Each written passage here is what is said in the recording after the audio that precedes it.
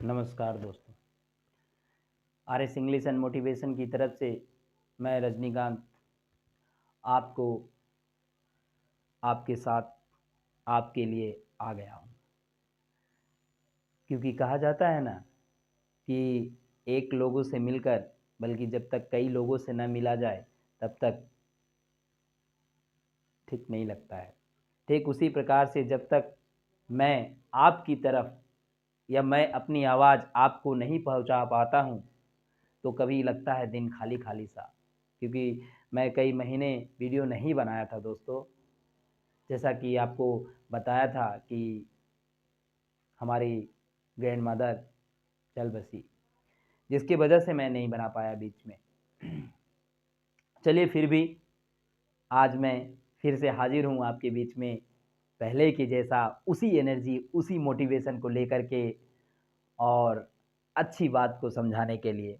वैसे तो मैं इंग्लिश को भी बताऊंगा, सिखाऊंगा, बशर्ते इंग्लिश सिखाने के पहले मैं ये सोच रहा था कि क्यों ना कुछ आप में ऊर्जा भर दिया जाए, कुछ आग भर दिया जाए, जिससे आपका लाइफ थोड़ा एक्सटेंड हो जाए, है ना।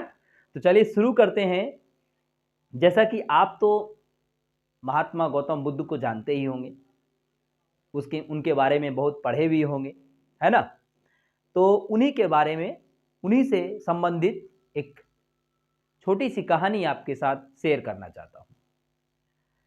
जैसा कि हमने सुना है और जाना है कि महात्मा गौतम बुद्ध पहले सभी गांवों में जा जाकर भिक्षा का काम करते थे, भिक्षा मांग मांग कर अपनी जीविकापार्जन भी चलाते थे। तो बहुत सारे गांव वाले भिक्षा तो देते ही थे, लेकिन उनमें से बहुत सारे गांव वाले भी, कुछ लोग ऐसे भी थे, कभी कभी उनकी अपनी मनोकामनाएं व अपनी कुछ ऐसे प्रश्न भी कभी कुछ पूछ बैठते थे महात्मा गौतम बुद्ध से, कि उनकी सवालों के कटघरों में महात्मा गौतम बुद्ध आ जाते थे। तो क्या आपको पता ही है ना, गौतम महात्मा बुद्ध ज्ञानी भी थे, उनको ज्ञान भी था, ठीक है ना। तो याद रखिएगा, जरूरी ये नहीं कि हमारे आज के इस इर्द गिर्द के समय में जगह पे जो लोग भिक्षा मांगते हैं सब बेवकूफ़ी है, नहीं, ऐसा नहीं मानना है, ठीक है ना। तो गौतम बुद्ध ज्ञानी भी थे, अच्छे जानकारी थे। तो उसमें उनमें से गांव वालों में से किसी एक इंसान ने गौतम बुद्ध से पूछे कि प्रभु आप हमें ये बताइए कि जीवन का हमारा क्या मूल्य है। सोच के देखिए कितनी बड़े प्रश्न है। आप भी समझने का प्रयास कीजिएगा, हमारा जीवन का मूल्य क्या आपको पता है? आपका अपना जीवन का मूल्य कमेंट करके बताइएगा। तो आप इस चीज को अब सुनिए। तो गौतम बुद्ध ने इसका जवाब देखिए किस प्रकार से दिया। गौतम बुद्ध ने अपने झोली से एक पत्थर उठा करके निकाल करके उस इंसान के हाथों पे रख दिया, और रखने के बाद, देने के बाद बोला कि जाओ, इसे तुम, इसकी कीमत तुम पता करके आओ, लेकिन याद रहे इस पत्थर को तुम बेचना नहीं। इस प्रकार से गौतम बुद्ध ने उस गांव वाले किसी एक सज्जन पुरुष को बोला। वो सज्जन पुरुष जिसे पत्थर दिया गया, वो पत्थर को लेके सीधा बाजार निकला। बाजार जाने के बाद उसे एक फल वाले से मिला। उसने सीधा फल वाले के पास गया। तो फल वाले इस पत्थर को देख करके उसकी कीमत 12 संतरे लगाए। उसने बोले कि भाई तुम इस पत्थर को मुझे दे दो, मैं तुम्हें 12 संतरे दूंगा। उसने वो बात को सुन करके वो व्यक्ति, गांववासी, वहां से फिर दूसरे तरफ चल बसा, और दूसरा तरफ जाने पास एक सब्जी वाला के पास गया। और वो सब्जी वाले के पास जाने के बाद जब वो सब्जी वाला वो पत्थर को देखता है, तो सब्जी वाला बोलता है कि ये पत्थर को तुम मुझे दे दो, मैं तुम्हें एक बोरी आलू दूंगा। ध्यान से समझिएगा, सुनिएगा, हो सके तो वीडियो को पॉज भी कीजिएगा, रोकिएगा, बहुत ही ज्ञान वाली बातें हैं। उस चीज को फिर वहां सुना, वो फिर दूसरे आगे बढ़ गया। आगे बढ़ने के बाद वो किसी अनाज वाले के पास गया, जहां आटा चावल दाल तेल बिक्री होता है, वहां गया। वहां जाने के बाद वो पत्थर को दिखाया, तो वो अनाज वाले ने उस पत्थर को देखने के बाद उस गांव वाले को बोला, उस इंसान को बोला कि तुम एक काम करो, तुम इस पत्थर को मुझे दे दो और एक बोरी अनाज ले जाओ। ठीक, उसको तो भाई माथा घुर रहा था, वो इंसान भी सोच रहा था क्या हो रहा है, कोई मुझे 12 संतरे बोल रहे हैं, कोई मुझे एक बोरा आलू बोल रहा है, कोई मुझे एक बोरा अनाज बोल रहा है। ठीक है, चलो अब आगे बढ़ते हैं। तो फिर वो इंसान थोड़ी कुछ दूरी चला, चलने के बाद वो एक सोनार के पास गया। ठीक है, सोनार के पास जाने के बाद उसने उस पत्थर को दिखाया, और उस पत्थर को दिखाने के बाद वो सोनार गोल्डस्मिथ जो थे, उन्होंने उनसे कहा कि तुम इनका 50 लाख ले लो, तुम मुझे ये पत्थर दे दो। जब उसने नहकारा, वो इंसान बोला नहीं, उसके बाद भी बोला कि ठीक है ठहरो ठहरो ठहरो, मैं तुमको इस पत्थर के बदली 2 करोड़ रुपए दूंगा, तुम मुझे इस पत्थर को मुझे दे दो। लेकिन फिर भी बोला नहीं नहीं। तो सोनार पूछा उनसे कि क्या बात है, तुम क्या चाहते हो, अपनी कीमत लगाओ, अगर तुमको 50 लाख कम लग रहा है, 2 करोड़ कम लग रहे हैं, तो तुम अपनी कीमत बोलो, मैं कितना दे दूं उसकी। तो उसने सोनार गोल्डस्मिथ को पता है क्या उत्तर दिया, कि हमें हमारे प्रभु ने इसको बेचने से मना किया है, बस इसकी मूल्य पता करने के लिए हमें भेजे गए हैं। तो वहां से उस पत्थर को लेकर के फिर आगे बढ़ा। अब देखिए, कुछ दुकान सोना बेचते हैं, कुछ दुकान डायमंड भी तो बेचते हैं, है ना। तो रूबी पत्थर का ही नाम है, आपको पता होगा।